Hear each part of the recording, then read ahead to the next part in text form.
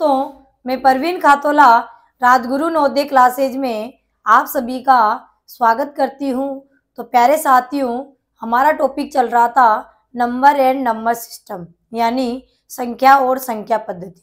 तो आज हम इस टॉपिक में पढ़ने वाले हैं भाज्य संख्या और अभाज्य संख्या, यानी composite number and prime number. तो सबसे पहले हम बात करते हैं अभाज्य संख्या की, यानी प्राइम नंबर किसे कहते हैं।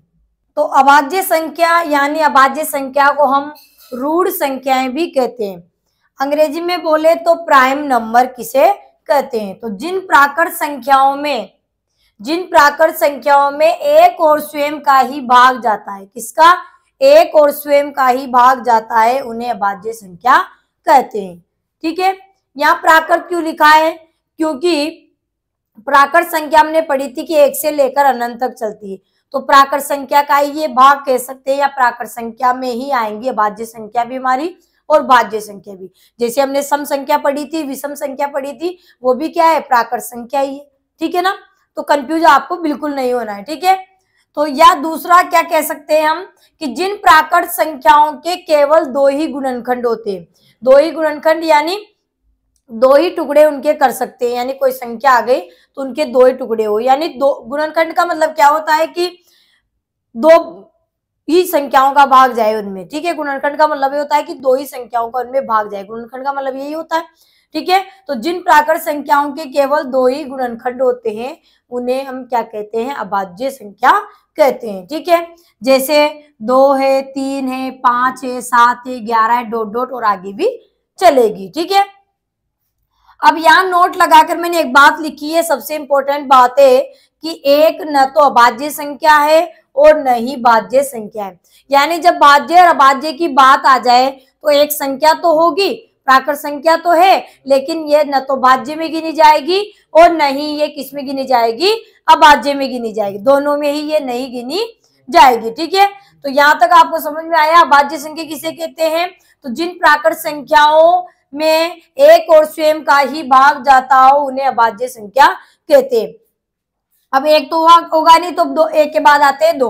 तो देखिए यहाँ समझा भी देती हूँ आपको, दो है, दो में किसका भाग जाता है? एक का जाता है और दो का जाता है। ठीक है, एक यानी एक का जा रहा है और दो यानी स्वयं संख्या का ही जा रहा है। ठीक है, तो ये पहली जो परिभाषा लिखी थी कि जिसमें जिन प्राकृत संख्या में एक और स्वयं का ही भाग जाता है, एक या स्वयं से ही विभाजित होती है। ठीक है, तो पहली परिभाषा की बात हो गई।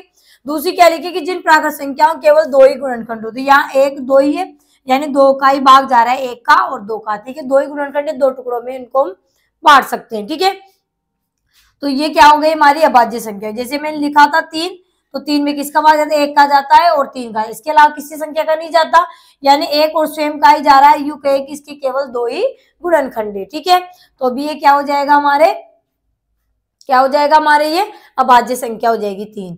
उसके बाद लिखा मैंने 5, तो 5 में देखिए एक का जा रहा है और 5 का, इसके अलावा किसी का नहीं जा रहा, यानी एक और स्वयं का ही जा रहा है। और यूं भी कह सकते हैं कि इसके केवल दो ही गुणनखंड है। ठीक है, यानी दो का ही संख्याओं का भाग इसमें जा रहा है। ठीक है, तो इस प्रकार से होगी। आपको समझ में आ गया कैसे होती है अभाज्य संख्या? कि अभाज्य संख्या किसे कहते हैं? कि जिन प्राकृत संख्याओं में एक और स्वयं का ही भाग जाता है, उन्हें अभाज्य संख्या कहते हैं। यहाँ तक आपको समझ में आया? और सबसे इंपॉर्टेंट बात कि एक न तो भाज्य संख्या है और न ही भाज्य संख्या है। अब बात करते हैं हम कि 1 से 100 के बीच कितनी अभाज्य संख्याएं होती है। देखिए 1 से 100 तक में कितनी अभाज्य संख्या होती है, तो हम उनकी बात करेंगे यहाँ पर। ठीक है, 1 से 100 तक में, यानी 1 से 100 तक की प्राकृत संख्याओं में कितनी अभाज्य संख्या होती है, इनकी हम चर्चा करेंगे। 1 से 100 तक में अभाज्य संख्या, और 1 से 100 तक क्या है हमारी? प्राकृत संख्या ही है। ठीक है, प्राकृत संख्याओं में होगी अभाज्य भाज्य दोनों। ठीक है, तो अभाज्य की हम बात कर रहे हैं कि 1 से 100 तक में अभाज्य संख्या कितनी होती है।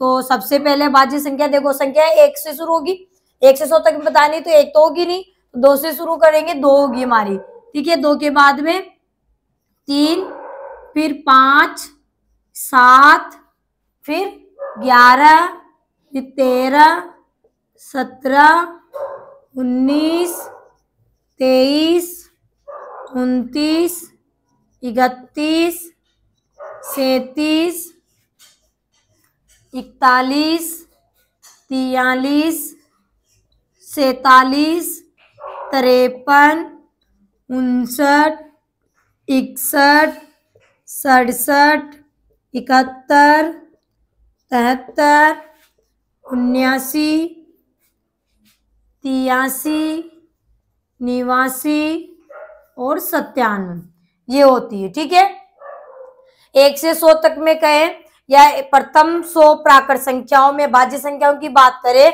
तो कितनी होगी, ये हमारे 25 होगी। गिन लीजिए एक बार फिर भले, 1 2 3 4 5 6 7 8 9 10 11 12 13 14 15 16 17 18 19 20 21 22 23 24 25 यानी 1 से 100 तक में कितनी अभाज्य संख्या होती है, कुल 25 अभाज्य संख्या होती है। कितनी होती है, 25 अभाज्य संख्या होती है। ठीक है, अब इनकी याद करने की कोई ट्रिक नहीं है क्योंकि ये क्रम इनका लगातार नहीं चल रहा है। ठीक है, तो एक तरीका ये है कि इस तरीके से आप याद कर सकते हो, मैं जैसे याद रखती हूँ ऐसे आप याद रख सकते हैं कि 1 से 10 के बीच में कितनी अभाज्य संख्या होती है, 2 3 5 7 2 3 5 7। 10 से 20 के बीच में कितनी होती है, 4 होती है, 11 13 17 19। ठीक है, 20 से 30 के बीच कितनी होती है, 2 ही होती है, 23 और 29। 30 से 40 के बीच 2 ही होती है, 31 और 37। ठीक है, और 40 से 50 के बीच होती है 41 43 47 3 होती है। ठीक है, 50 से 60 के बीच होती है 2 53 और 59। ठीक है, 60 से 70 के बीच होती है 2। ठीक है, 61 और 67। 70 से 80 के बीच होती है 3 71 73 79। ठीक है, और 80 से 90 के बीच होती है 2 83 और 89। और 90 से 100 के बीच होती है केवल 1। ठीक है, तो यहाँ पर इस तरीके से आप याद कर लोगे तो आराम से आपको फटाफट से टाइम नहीं लगेगा और फटाफट से आपको 1 से 100 के तक में अभाज्य संख्याओं का पता आपको चल जाएगा। कितनी होती है, 25 होती है। कौन कौन सी होती है ये भी आपको पता चल जाएगा। ठीक है, अब देखिए प्रश्न ऐसे आ जाए आपके कि 1 से 25 तक की संख्या में कितनी अभाज्य संख्या होती है। तो 1 से 25 तक में कितनी होती है तो हमें याद होना चाहिए। आप याद लिख सकते हैं या फिर याद हो तो फटाफट बता सकते हैं कि 1 से 25 तक में कितनी अभाज्य संख्या होती है, 9 होती है। कितनी होती है, 9। देखिए 1 से 25 तक कहाँ तक जाएगा, 23 तक। 29 तो 25 से बड़ी हो गई, तो 4 4 8 और 1 9। ठीक है, हमें पता था कि 1 से 10 में 4 और 10 से 20 में 4 8 और फिर यहाँ बाद में क्या हो जाएगी, 20 से 25 के बीच में क्या हो जाएगी, 1 होगी यानी 23।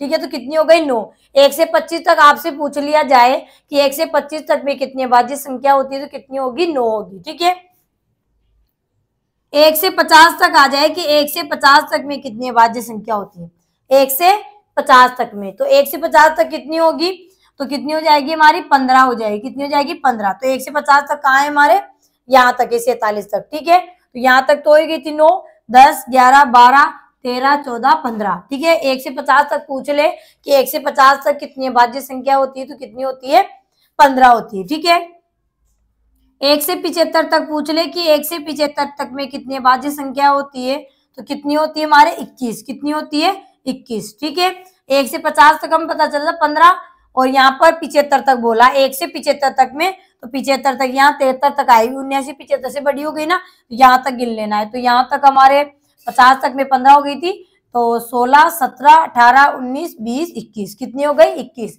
1 से 75 तक कितनी अभाज्य संख्या हो गई, 21। ठीक है, 1 से 100 पूछ ले कि 1 से 100 तक में कितनी अभाज्य संख्या होगी। तो 1 से 100 तक तो हमने अभी लिखी है ना, 25 हो जाएगी। कितनी हो जाएगी, 25। 1 से 100 तक में हो जाएगी 25। इस प्रकार से प्रश्न आए तो आराम से हम फटाफट से बता सकते हैं कि 1 से 25 तक में 9 अभाज्य संख्या होती है, 1 से 50 तक 15 होती है, 1 से 75 तक 21 होती है और 1 से 100 तक 25 होती है। ठीक है, बीच में से भी पूछ सकते हैं आपको कि 1 से 10 तक में कितनी अभाज्य संख्याएं होती है। ठीक है, 10 से 20 के बीच कितनी होती है, 20 से 30 के बीच कितनी होती है, 30 से 40 के बीच कितनी होती है, या 20 से 50 के बीच कितनी होती है। तो ये 1 से 100 तक आपको याद रहेगी, तभी आप बताओगे कितनी होती है।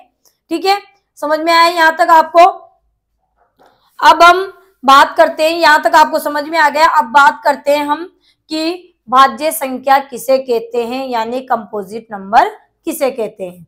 भाज्य यानी यौगिक यानी संयुक्त, तीनों ही एक ही है, ठीक है। यानी नाम हमारे अलग भी आ सकता है कई भी बार प्रश्नों में। तो भाज्य संख्या को ही हम यौगिक संख्या भी बोलते हैं और भाज्य संख्या को ही हम संयुक्त संख्या भी बोलते हैं, ठीक है। अंग्रेजी में कहे तो कंपोजिट नंबर, ठीक है। तो भाज्य संख्या किसे कहते हैं? तो जिन प्राकृत संख्याओं में एक और स्वयं के अलावा अन्य संख्या का भी भाग जाता है, यानी एक और स्वयं का तो जाएगा, इसके अलावा अन्य का संख्या का भी भाग चला गया, तो उन्हें हम क्या कहेंगे? भाज्य संख्या कहते हैं।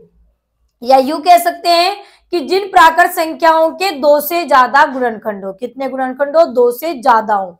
अगर 2 होंगे तो भाज्य, और 2 से ज्यादा होंगे तो भाज्य, ठीक है। तो 2 से ज्यादा हो, ठीक है। जैसे 4, 6, 8, 9, 10, 12 डेज डेज करके, यानी आगे भी और भी संख्याएं हो जाएगी, ठीक है। अब जो 4 मैंने लिखा है तो आपको समझा देती हूँ। देखिए 4 में 1 का भाग जाता है, 1 चौके 4 होते हैं। 2 का भी जाता है, 2 दूनी 4, और 4 का भी जाता है, 4 एकम 4। इसके अलावा किसी का नहीं जाता। यानी एक और स्वयं के अलावा अन्य संख्या कौन सी? अन्य संख्या 2 का भी भाग जा रहा है, ठीक है। इसलिए क्या हो गई? भाज्य संख्या हो गई। दूसरी परिभाषा थी कि 2 से ज्यादा गुणनखंड हो। तो देखिए 1, 2 और 3 और इसमें 2 से ज्यादा हो गए, इसलिए क्या बन गए हमारे? भाज्य संख्या। 6 लिखा है मैंने, तो 6 में देखिए 1 का जा रहा है भाग, 2 का जा रहा है, 2 तिया 6, 3 का जा रहा है, 3 दूनी 4, 6 का जा रहा है, 6 एकम 6, ठीक है।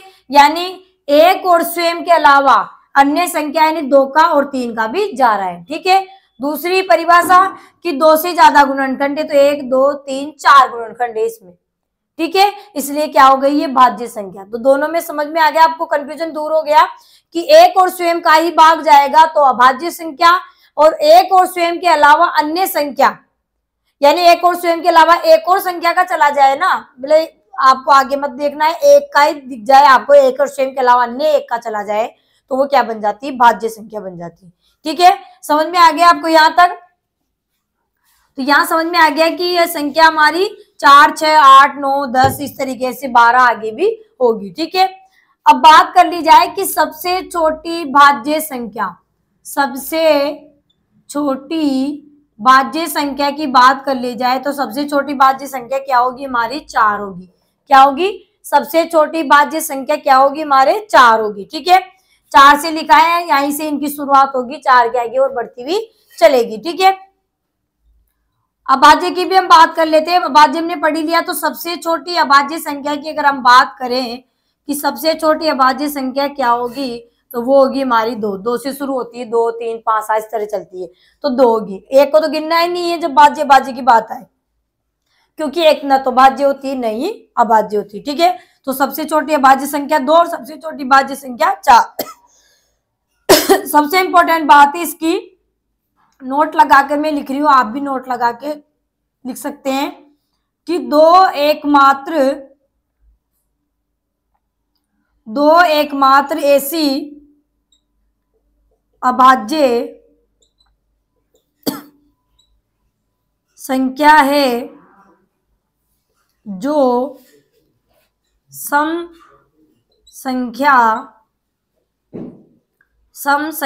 भी है, सम संख्या भी है, ठीक है। 2 एकमात्र ऐसी अभाज्य संख्या है जो सम संख्या भी है, ठीक है। 2 अभाज्य भी है और सम भी है। ये नोट लगाकर क्यों लिखा है? क्योंकि 2 के अलावा, 2 को छोड़कर जितनी भी सम संख्या होगी वो सभी क्या होगी? भाज्य होगी। इसलिए इंपॉर्टेंट लगाया है, यानी नोट लगाकर लिखाया है कि 2 एकमात्र ऐसी अभाज्य संख्या है जो सम भी है। बाकी बची हुई 2 के अलावा जितनी भी सम संख्या है वो सब क्या होगी? भाज्य होगी। यानी सम संख्या कभी भी अभाज्य संख्या नहीं होगी, केवल 2 को छोड़कर, क्योंकि 2 एकमात्र एक ऐसी संख्या है जो हमारी अभाज्य भी है और साथ के साथ सम भी है, ठीक है। इंपॉर्टेंट बात थी इसलिए मैंने आपको बता दी, ठीक है। अब कोई कंफ्यूजन नहीं होगा आपको। अब बात आती है कि आपके एग्जाम जब आता है तब कैसे प्रश्न भाज्य अभाज्य से पूछे जाते हैं, ठीक है। भाज्य से तो कम पूछा जाएगा, भाज्य से ज्यादा पूछे जाते हैं। ठीक है, तो हम उनकी चर्चा कर लेते हैं। तो पहला प्रश्न है हमारा, पहला प्रश्न है कि निम्न में से कौन सी भाज्य संख्या है। चार ऑप्शन है आपके पास कि 53, ए ऑप्शन है, बी 73, सी 61 और डी 69। इनमें से कौन सी भाज्य संख्याएं है, यानी भाज्य संख्याएं कौन सी, भाज्य संख्या कौन सी। ठीक है, संख्याएं नहीं, एक ही तो संख्या बतानी है ना, तो इनमें से कौन सी भाज्य संख्या है। ठीक है, तो 53 है क्या, तो 53 अभी हमने पढ़ा था, 53 तो अभाज्य है, क्योंकि 53 में एक और स्वयं का है, 53 का ही भाग जाता है, तो ये तो नहीं है। बी है 73, 73 में एक और 73 का ही भाग जाता है, तो बी भी नहीं है। सी है 61, 61 में भी एक और स्वयं का ही जाता है, तो ये भी नहीं है। और डी है हमारे 69, तो 69 में हमारे 3 का भाग जा रहा है। ठीक है ना, 23 बार 23 थी 69, 23 के पहाड़े में आते, पहाड़े याद होगी तो आपको फटाफट पता चल जाएगा कि यार 69 किसी न किसी पहाड़े में आता है। ठीक है, तो 69 हमारे क्या हो जाएगी, भाज्य संख्या हो जाएगी। तो डी हमारा क्या हो जाएगा, सही जवाब हो जाएगा कि निम्न में से कौन सी भाज्य संख्या है, तो 69 हमारी भाज्य संख्या हो जाएगी। नेक्स्ट प्रश्न है कि निम्न में से कौन सी अभाज्य संख्या है। चार ऑप्शन है, चारों में से बताना है कि कौन सी संख्या अभाज्य है। ठीक है, 57 है, तो 57 हमारे पहाड़े में आते हैं, 19, 30, 57 आते हैं। ठीक है, तो तीन का भाग देंगे तो 19 बार जाता है, 19, 30, 57 होते हैं, 3 बार गए ना, तो ये तो हमारी क्या हो गई, भाज्य हो गई। यानी एक और स्वयं का तो जाएगा, एक और 57 का जाएगा, उसके अलावा 19 का भी जा रहा है, 3 का भी जा रहा है, इसलिए ये तो क्या हो गई, भाज्य हो गई। ठीक है, 93 की बात करते हैं, तो 93 में 31 का भाग 31 93 होते हैं। ठीक है, और 3 का जाता है, 3 3 का 31 बार गया।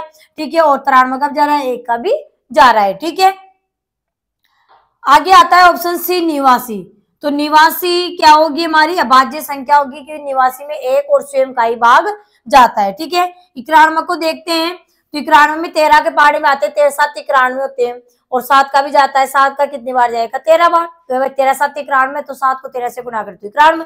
ठीक है, तो ये 91 में भी जा रहा है भाग, एक और 91 के अलावा और भी संख्या का जा रहा है, अन्य संख्या का, तो ये भी हमारी क्या हो जाएगी, भाज्य हो जाएगी। तो हमसे यहाँ अभाज्य पूछा गया था कि इनमें से कौन सी संख्या अभाज्य, तो सी हमारा क्या हो जाएगा, सही जवाब हो जाएगा कि निवासी इनमें क्या है, अभाज्य संख्या है। ठीक है, आपको याद होगी 1 से 100 तक में, तब आप अच्छे से बता पाओगे फटाफट से, कोई दिक्कत आपको आने वाली नहीं है। ठीक है, अगला प्रश्न है हमारा कि 1 से 10 के बीच कितनी अभाज्य संख्याएं होती है। 1 से 10 के बीच कितनी अभाज्य संख्याएं होती है, तो 1 से 10 के बीच हमने पढ़ा था 2, 3, 5 और 7, उसके बाद 11 आती है, 11 तो 10 से बड़ी हो गई ना, 1 से 10 के बीच ही बतानी है। तो 1 से 10 के बीच अभाज्य संख्या होती है 2, 3, 5, 7, यानी कितनी संख्या हो गई, 4।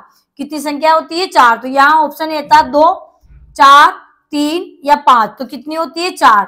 तो बी हमारा क्या हो जाएगा, सही जवाब हो जाएगा कि 4 संख्याएं अभाज्य होती है। किसके बीच में, 1 और 10 के बीच कितनी अभाज्य संख्या होती है, 4 ही होती है, 2, 3, 5, 7। ठीक है, नेक्स्ट प्रश्न है हमारा, 10 से 20 के बीच आने वाली अभाज्य संख्याओं का योग है। यानी 10 से 20 के बीच आने वाली अभाज्य संख्याओं का क्या करना है, योग करना है।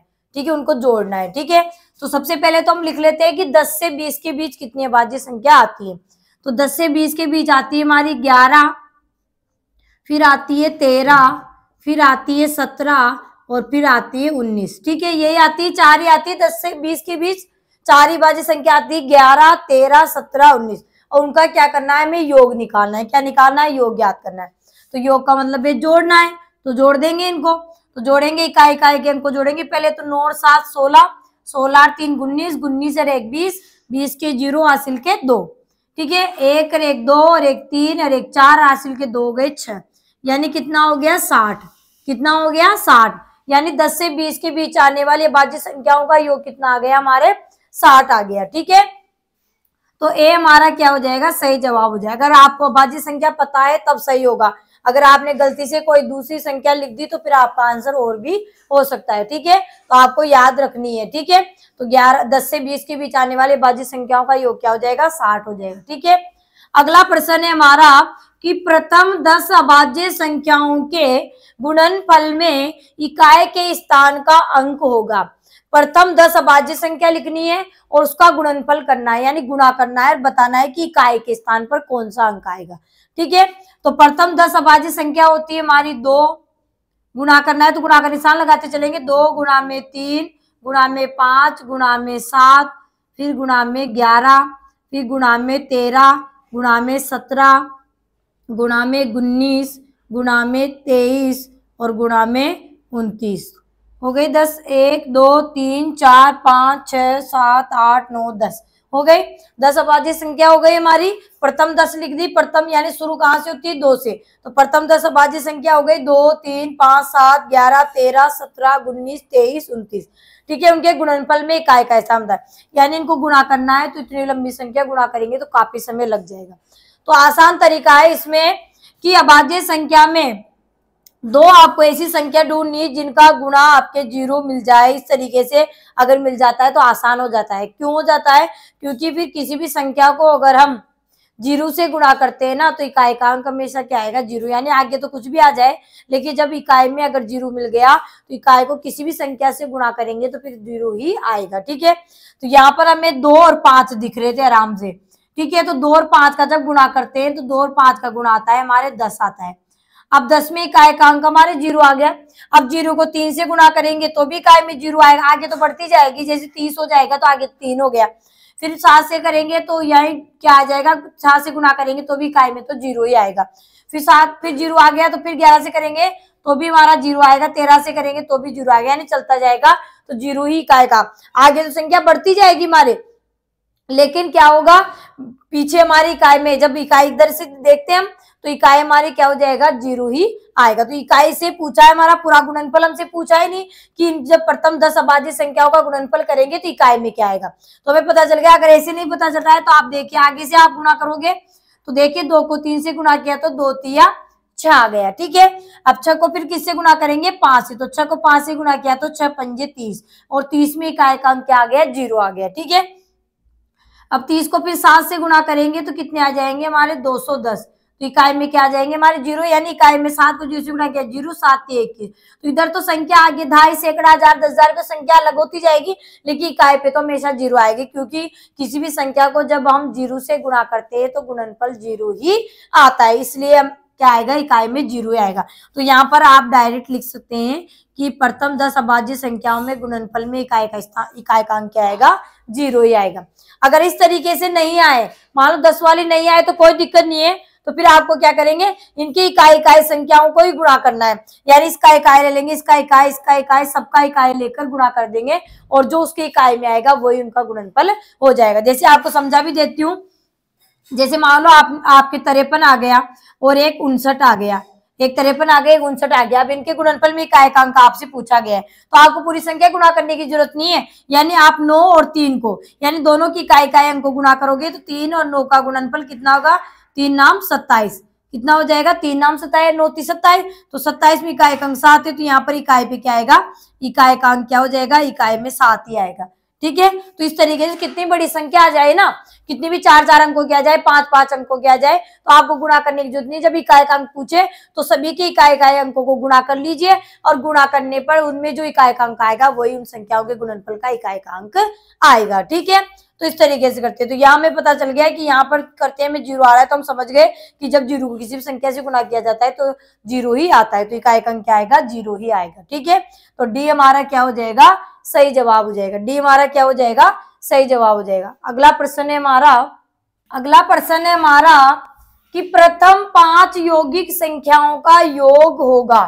प्रथम 5 यौगिक संख्या, तो यौगिक संख्या किसे कहते हैं, यानी भाज्य संख्या को हम यौगिक संख्या कहते हैं या संयुक्त संख्या भी हम कह सकते हैं। ठीक है, यानी कंपोजिट नंबर। ठीक है, तो यहाँ यौगिक आ गया है तो तीनों में से कोई भी नाम प्रश्न में आ सकता है, इसलिए तीनों नाम मैंने आपको लिखा दिया, यौगिक भाज्य और संयुक्त तीनों ही एक ही बात है। ठीक है, तो प्रथम 5 यौगिक संख्याओं का योग करना है, प्रथम 5 यौगिक संख्याओं का योग होगा। तो प्रथम तो कहां से शुरू होती है यौगिक संख्या हमारी 4 से। ठीक है, यानी भाज्य संख्या की शुरुआत कहां से होती है 4 से, सबसे छोटी भाज्य संख्या 4 है तो 4 फिर 6 फिर 8 फिर 9 और फिर 10, तो हो गई 5 हमारी, इनका क्या करना है, हमें योग यानी जोड़ना है। तो जोड़ लेंगे, 4 6 कितने हो गए 10, 10 और 8 18, और 18 में 9 जोड़े तो 27, और 27 में 10 जोड़े तो 37। ठीक है, तो प्रथम 5 यौगिक संख्याओं का योग क्या होगा, 37 होगा। तो पर्सन कैसे बन सकता है, भाज्य, भाज्य में से कैसे पर्सन बना सकता है, आपको पता होना चाहिए। भाज्य किसे कहते हैं, भाज्य किसे कहते हैं, प्रथम 5, प्रथम 10, प्रथम 7, प्रथम 8 भाज्य या भाज्य किन्हीं का भी योग करवा सकता है। ठीक है, बीच के पूछ सकता है आपको। ठीक है, तो सभी प्रकार के प्रश्न मैंने आपको बता दिए। ठीक है, तो प्रथम 5 यौगिक संख्याओं का योग क्या होगा, 37, यानी ए हमारा सही जवाब हो जाएगा। अगर इनके अलावा आपने कोई और संख्या बीच में रख दी या नहीं छोड़ दी, ठीक है, तो आपका कोई और उत्तर भी हो सकता है। इसलिए समझकर आपको करना है, प्रश्न में जो पूछा है उसी का जवाब आपको देना है। ठीक है, नेक्स्ट प्रश्न है हमारा कि 2 अंकों की सबसे बड़ी अभाज्य संख्या कौन सी है। 2 अंकों की सबसे बड़ी अभाज्य संख्या, यानी हमने 1 से 100 तक में पढ़ ली थी, तो 1 से 100 तक में आखिरी संख्या हमने पढ़ी थी 97, और 97 में कितने अंक है, 2 डिजिट से बनी हुई है। तो 97 हमारी क्या हो जाएगी, 2 अंकों की सब। देखो अभाज्य संख्या तो 83 भी है, 79 भी है और 89 भी है, लेकिन 2 अंकों की सबसे बड़ी हमसे पूछा है, तो 2 अंकों की सबसे बड़ी 97 होगी, 97 से बड़ी नहीं होती है। ठीक है, क्योंकि 97 के बाद 98 हमारी भाज्य होती है, 99 भाज्य होती है, 100 में 3 अंक आ गए, तो 3 अंकों की और वो ऐसे भाज्य। ठीक है, तो यहाँ पर 2 अंकों के में पूछा था, तो 97 हो जाएगी। 2 अंकों की सबसे बड़ी अभाज्य संख्या क्या होगी, 97। चलिए अगला प्रश्न है हमारा कि 2 अंकों की सबसे छोटी रूढ़ संख्या कौन सी है। रूढ़ का मतलब क्या होता है, तो रूढ़ का मतलब होता है अभाज्य संख्या यानी प्राइम नंबर। ठीक है, तो प्रश्न में रूढ़ आ जाए तो आपको कंफ्यूज नहीं होना है। रूढ़ का मतलब क्या होता है, अभाज्य होता है। रूढ़ का मतलब क्या होता है, अभाज्य, यानी 2 अंकों की सबसे छोटी रूढ़ संख्या कौन सी होगी। तो 2 अंकों की हमने पढ़ी थी, कहां से शुरू होती है, 11 से। ठीक है, 11 13 17, क्योंकि 2 3 5 7 ही तो एक एक अंक की हो गई। 2 अंकों की शुरुआत कहां से होती है, 11 से। तो सबसे छोटी पूछा है, 11 के बाद 13 17, ये भी 2 अंकों की, 97 तक 2 अंकों की चलेगी, लेकिन सबसे छोटी पूछा है हमसे। तो 2 अंकों की सबसे छोटी रूढ़ यानी अभाज्य यानी प्राइम नंबर कौन सा होगा, तो वो होगा 11, यानी सी हमारा क्या हो जाएगा, सही जवाब हो जाएगा कि 2 अंकों की सबसे छोटी रूढ़ संख्या कौन सी होगी, 11 होगी। ठीक है, नेक्स्ट प्रश्न है हमारा कि प्रथम 5 अभाज्य संख्याओं का योग होगा। प्रथम यानी शुरुआत की, यानी पहली 5 अभाज्य संख्याओं का योग निकालना है। तो प्रथम 5 अभाज्य संख्या, तो अभाज्य संख्याओं की शुरुआत कहां से होती है, 2 से। तो पहली अभाज्य संख्या हमारी 2, उसके बाद आती है 3, उसके बाद आती है 5, उसके बाद 7, और 7 के बाद में 11। ठीक है, प्रथम 5 हो गई, उनका क्या करना है, योग करना है। योग करेंगे तो 2 और 3 कितने हो गए, 5, 5 और 5 हो गए 10, 10 और 7 कितने हो गए 17, और 17 में 11 जोड़े तो कितने हो गए 28। ठीक है, तो प्रथम 5 अभाज्य संख्याओं का योगफल कितना आ गया हमारे, 28 आ गया। क्या आ गया, 28 आ गया। ठीक है, जैसा आपसे पूछा है वैसा ही आपको जवाब देना है। तो यहाँ अभाज्य संख्या हमसे पूछी गई थी, तो अभाज्य संख्या हमने लिख ली। प्रथम पूछी है, कितनी पूछी है, 5 पूछी है, 10 पूछी है, 15 पूछी है, 20 पूछी है, क्या पूछना चाह रहा है, उनका योगफल पूछ रहा है, उनका गुणनफल पूछ रहा है, उसी के हिसाब से हमें प्रश्न को करना है। ठीक है, यहाँ इंपॉर्टेंट है कि भाज्य पूछा है, अभाज्य, तो यहाँ पर अभाज्य पूछा है। ठीक है, प्रथम 5 अभाज्य, तो इनके लिए तो कोई फॉर्मूला तुम्हारे पास होता नहीं है, क्योंकि इनका कोई क्रम नहीं होता, इसलिए इनको हमें लिखना पड़ेगा और लिख कर ही जोड़ना पड़ेगा। ठीक है, तो प्रथम 5 अभाज्य संख्याओं का योग कितना हो जाएगा हमारे, 28 हो जाएगा। ठीक है, तो बी हमारा क्या हो जाएगा, इसका सही जवाब हो जाएगा। बी हमारा क्या हो जाएगा, सही जवाब हो जाएगा। नेक्स्ट प्रश्न है हमारा कि 1 से 100 तक में कितनी भाज्य संख्याएं होती है। 1 से 100 तक कहे या यूं कहे 1 से 100 तक की प्राकृत संख्याओं में कितनी संख्याएं भाज्य, या भाज्य नहीं लिखा है, भाज्य यानी यौगिक या संयुक्त भी बोल सकते हैं, यानी कंपोजिट नंबर कितने होते हैं 1 से 100 तक में। या यूं कह सकते हैं कि प्रथम 100 प्राकृत संख्याओं में कितनी भाज्य संख्या होती है, ये भी कह सकते हैं। बात एक ही है। ठीक है, क्योंकि ये अभाज्य भाज्य किसमें आएगी, प्राकृत में तो आएगी, सभी संख्या प्राकृतिक है। ठीक है, तो 1 से 100 तक में, तो यहाँ बहुत सारे बच्चे इस तरीके से कर दे कि 1 से 100 तक में हमने अभाज्य संख्या पढ़ ली थी कि 25 होती है, तो 100 में से 25 गए तो 75 हो जाएगी। ये करोगे तो 75 ऑप्शन में भी दिया हुआ है, ठीक है, तो वो नहीं होगा। क्यों? क्योंकि 1 से 100 तक में 25 तो थी, तो सही है, लेकिन यहाँ पर जो 1 लिखा है वो भी तो गिनने में आ गया ना। 1 से 100 तक में पूरे 100 संख्या हो गई, 100 में से 25 गए तो 75 तो बचेंगे, लेकिन 75 की 75 ही हमारी भाज्य नहीं होगी। क्यों नहीं होगी? क्योंकि 1 भी आ गया है उसमें। तो 1 हमने लिखा था कि 1 न तो भाज्य होता है, नहीं अभाज्य होता है। तो 75 में से फिर 1 को भी हम घटा लेंगे, यानी 74। 74 संख्याएं होती है 1 से 100 तक में कहे या प्रथम 100 प्राकृत संख्याओं में 74 संख्याएं क्या होती है? भाज्य होती है, और 25 संख्याएं क्या होती है? हमारी अभाज्य होती है। और 1 जो गिना था वो 1 न तो भाज्य में आता है, नहीं अभाज्य में आता है, ठीक है। तो यहाँ पर हमारे क्या हो जाएगा, बात आ रही है हमारे कि 1 से 100 तक में कितनी, 100 तक में बोला है ना यहाँ पे, हाँ, तो 100 तक में कितनी आ जाएगी? 74 आ जाएगी। 1 से 100 तक में कितनी भाज्य संख्याएं होगी हमारी? 74 आ जाएगी। तो सी हमारा क्या हो जाएगा? सही जवाब हो जाएगा। 1 से 100 तक में कितनी भाज्य संख्या होगी? 74 हो जाएगी, ठीक है। तो आज प्यारे साथियों हमने भाज्य संख्या और अभाज्य संख्या दोनों के बारे में पढ़ा है, और साथ ही साथ उनसे कैसे प्रश्न आते हैं उनके बारे में भी हमने जाना है। तो अगर आपको वीडियो अच्छा लगे तो वीडियो को लाइक करें, चैनल को सब्सक्राइब करें। तब तक के लिए धन्यवाद। जय हिंद, जय भारत। मिलेंगे नेक्स्ट वीडियो में।